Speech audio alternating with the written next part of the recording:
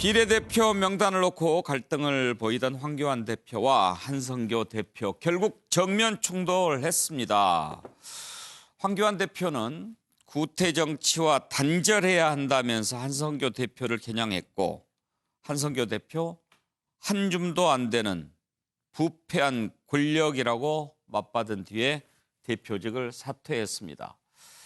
자, 당을 위해서 헌신했는데 참으로 가소로운 자들에 의해서 어제만 해도 뭔가 또 다시 조율이 되나 하는 분위기였는데 오늘 오고 가는 얘기를 보면 이제 완전히 갈라선 것 같습니다. 단호한 결단이 필요하다라고 했고, 그리고 미래한국당에서 공천수정안 최고위원회에서 부결시켰습니다. 그랬더니 이렇게 던지고 대표직도 던졌습니다.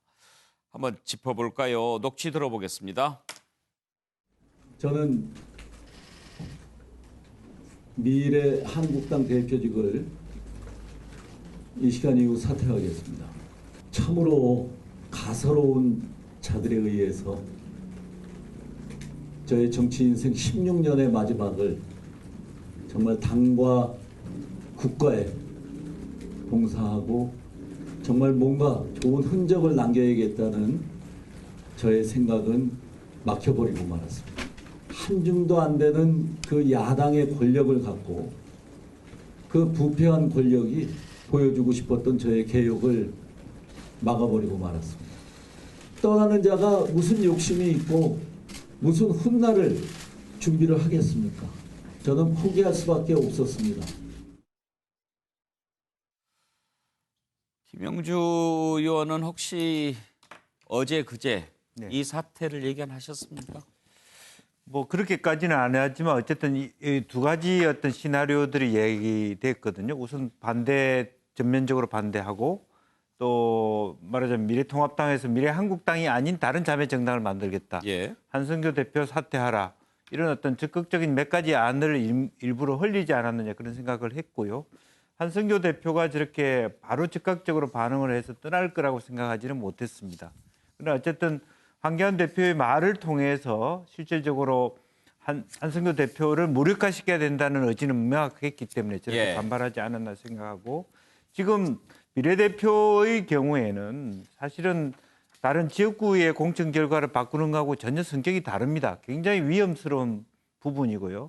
실제로 만약 앞번에 있던 분들이 15번 뒤로 밀려나는 경우, 지금 21번이 3번으로 들어오고 그런 일들이 있지 않습니까? 그랬을 때 뭐 가처분 신청이라든지 모든 과정에 대해서 어떤 법적인 쟁론을 했을 때 과연 이번 말하자면 미래한국당이 총선을 치를 수 있을 것인지 이제 그런 것들도 연관돼서 굉장히 문제가 될 수 있지 않겠냐 그렇게 생각이 듭니다. 서정욱 변호사 의견을 들어보고 싶은데 그저께 우리가 이 문제 논의했을 때 쉽게 해결이 안 될 거라고 말씀하셨는데 그게 맞았어요? 예, 그렇습니다.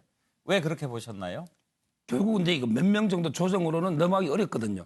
황 대표가 상당히 경로했기 때문에 전면 조정해야 되기 때문에. 이것은 한성교 대표가 이제 그 완전히 독자적으로 가는 거구나 이렇게 보신 겁니까? 그렇죠. 그리고 이제 나중에 합당도 안 하고 독자적으로 교섭단체로 간다. 이래 봤기 때문에 저는 파국으로 봤고요. 제가 판단에 적은 거는 진짜 이게 가소롭고 한 줌도 안 되는 게 권력을 가진 자가 누구냐 말이에요. 그게 한성교입니다. 한성교 대표가 진짜 가소롭고 한 줌도 안 되는 게 권력을 가진 거예요. 자, 본인이 이게 잘나서 그 대표 됐습니까? 황교안 대표가 보내가지고 이 대표 시켜준 거 아닙니까? 본인의 그 위치나 분수를 알아야죠. 그리고 500여 명이 넘는 비례 신청자들이 뭐 한성교 대표 보고 당이 좋아서 그 지도부 보고 신청한 사람 아니잖아요. 미래통합당의 위성 자매 정당이기 때문에 500여 명이 넘는 사람이 그 가서 신청한 거 아닙니까? 그리고 이제 그 미래통합당의 자매나 위성 정당이 아니면 누가 이게 그 표를 찍어줍니까? 다 이게 자매 정당이기 때문에 미래통합당의 지지자들이 표를 주는 거 아닙니까? 이걸 현실이에요. 이 현실을 직시하고 그럼 이게 그에 맞게 공천을 제대로 했어야 되는데 결국 이제 그 본인 위주로 공병호 위원장하고 제가 평가하기로는 한성교 대표가 3분의 2, 공병호 위원장이 3분의 1, 자기 사람으로 이게 20명을 다 바꿔버린 거예요. 윤주경 그분이 이게 21번이에요. 이게 말이 됩니까? 그래서 황교안 대표가 바로잡자고 한 거 아닙니까? 그런데 왜 이렇게 가소롭다고 비난하는지 도저히 이해가 안 되는 거예요.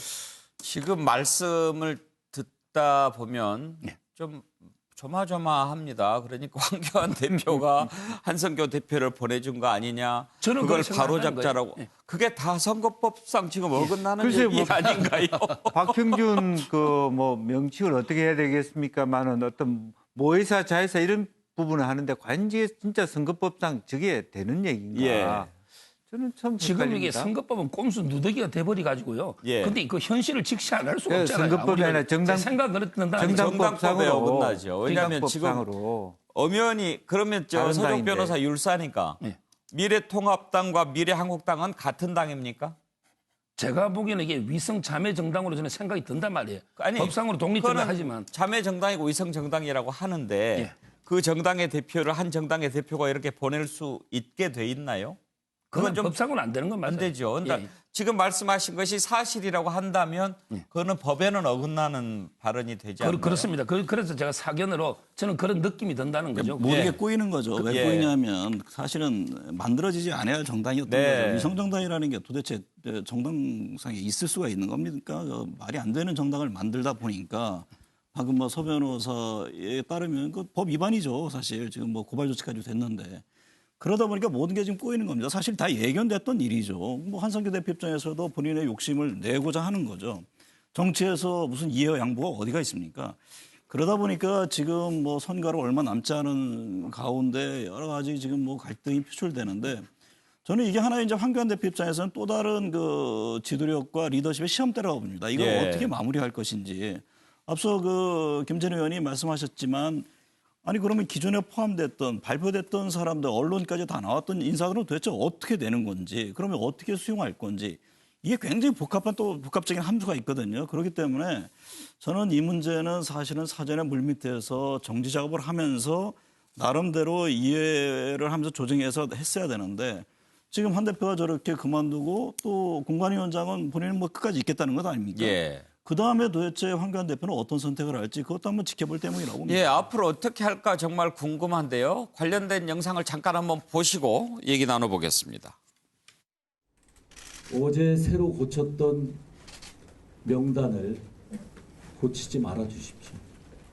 그건 고치면 안 됩니다. 한 번 더 부탁드리겠습니다. 그 명단은 고치면 안 됩니다.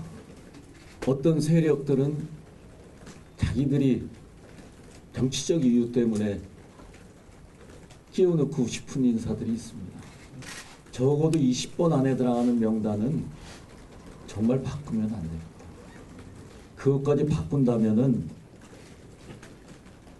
저는 가만히 있지는 않을 겁니다. 김한규 변호사 궁금한데요. 대표직 사퇴하지 않았어요? 예, 예. 가만히 있지 않으면 할 수 있는 게 어떤 게 있을까요? 그 겉으로 드러나는 어떤 법적으로 대항할 수 있는 건 전혀 없고요. 예. 뭐 이거 물론 제 짐작인데 예를 들면은 황교안 대표 측에서 뭐 부당하게 압력 행사했다든가 아주 이런 사선 의원으로서 그 절대로 내놓지 않을 카드 있지 않습니까? 예. 아주 자열한 카드 외에는 전혀 없습니다. 법적으로 전혀 없고요. 저는 가장 인상 깊었던 게 지금 부패한 권력이 뭐 개혁을 막았다고 하는데요. 그냥 저는 황교안 대표, 그러니까 미래한국당에서 이번에 공천 과정을 유심히 보면고 마지막 명단까지 보면서 느낀 게 단 한 번의 어떤 개혁적인 모습을 본 적이 없습니다. 그 20명 나왔죠. 명단 제공하는 마지막 순간까지 국민들이 제 개인적으로는 어떤 개혁인가? 이분이 생각하는 개혁은 뭔가? 단 예를 들면은 몇 번 뭐 이 사람들은 그럼 국민들이 납득할 수 있는 국민의 대표였나? 그 어떤 절차를 거쳤는가? 그리고 뭐 예를 들면 황교안 대표 통합당 쪽에서 영입한 인사들을 전부 다 20번 내에 뭐 유촉하지 않았는데 그 명분은 무엇인가? 단 한 번도 개혁적인 모습을 본 적이 없는데 본인은 개혁을 막았다고 하시는 거 도저히 이해할 수 없습니다.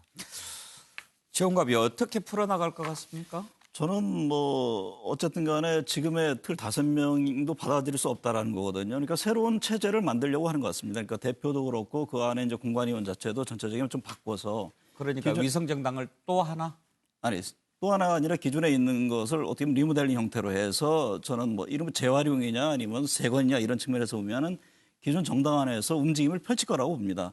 근데 그럼에도 불구하고 지금 공관위원장이 뭐 계속 끝까지 버티고 문제가 있다 그러면 그 수순을 가겠지만 시간이라는 게 굉장히 촉박합니다. 예. 그러기에는 상당히 좀 어려움이 있지 않나. 그러면서 나름대로 지금의 당에서 뭔가 그 황교안 대표의 뜻을 관철시키는 형태로 갈 가능성이 좀 높다고 봅니다. 어떤 게 더 어떻게- 관철을 쉬울까요? 예측을 해보면요. 예. 일단 이제 미래 한국당 그대로 두고요. 네. 그다음에 그 한성교 대표하고 최고위원 4명이 다 사퇴했거든요. 예. 그러면 지도부를 한 5명 정도 국회의원들을 예를 들어 이제 원유철 의원이라든지 예. 이런 중진 의원들 있잖아요. 이번에 컷오프 된 분들, 예. 불출마하는 분들 예. 이런 분들에게 보내가지고 최고위를 구성하고요.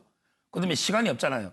그런 경우에 부칙 4조에 보면 최고위에서 적절한 방법으로 선정할 수 있다고 돼 있거든요. 예. 그러면 이게 공병 공관위는 패싱하고요. 최고위를 새로 구성해서 최고위에서 명단을 새로 정해서 추임받는 이런 과정이 예상돼요. 공천관리위원회가 안 하고 예.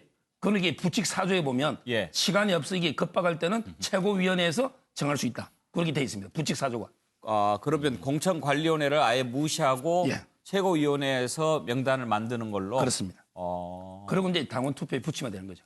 그런 방법을 지금 예상이 됩니다. 예상한다.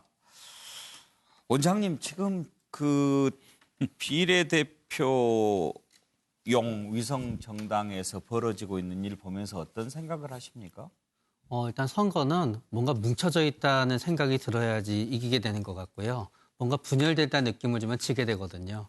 그래서 지난번 선거를 보게 되면은 확실하게 그때는 안철수 전 대표가 나가면서 확실히 이쪽은 분열이 됐잖아요. 예. 그러니까 당연히 그때 새누리당이 이길 줄 알았지요. 그러나 내부에서 선거에 대한 어떤 그 공천에 대한 문제가 있고 옥죄 파동이 있으면서 예. 결국 내부 분열이 보이다가 보니까 지게 됐거든요. 그렇기 때문에 한성교 대표의 입장에서는 아마 분열되는 모습을 보이고 싶지 않으니까 상당 부분 나의 요구를 받아들일 거라고 추측했을 것 같아요. 예. 그러나 황교안 대표는 황교안 대표는 네, 분열되는 모습을 갖다 보이더라도 정리를 해야 돼서 빨리 봉합을 해야 되겠다고 생각했는데 예. 그 봉합의 과정이 올바르기 위해서는 결국은 같은 정당이야라는 거를 갖다 확인하게 되는 어떤 수순들에 대한 정책적 고려들이 필요하거든요. 예. 그런 점에 있어서는 아까 얘기하신 어떤 당원 선거 같은 게 좋은 방법이긴 하지만 예. 그게 선거법에 저촉이 된다 그러면 오히려 전부 다 또 당선 후에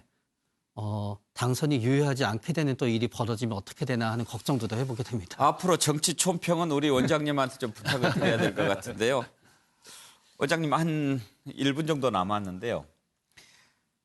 한선교 대표를 황교안 대표가 이렇게 좀 지원해서 가게 했다면 그만큼 신뢰했을 것 아닙니까? 네. 그런데 그 전에도 사무총장도 시켰는데 그만두게 했고 지금은 배신당했다고 생각하지 않겠어요?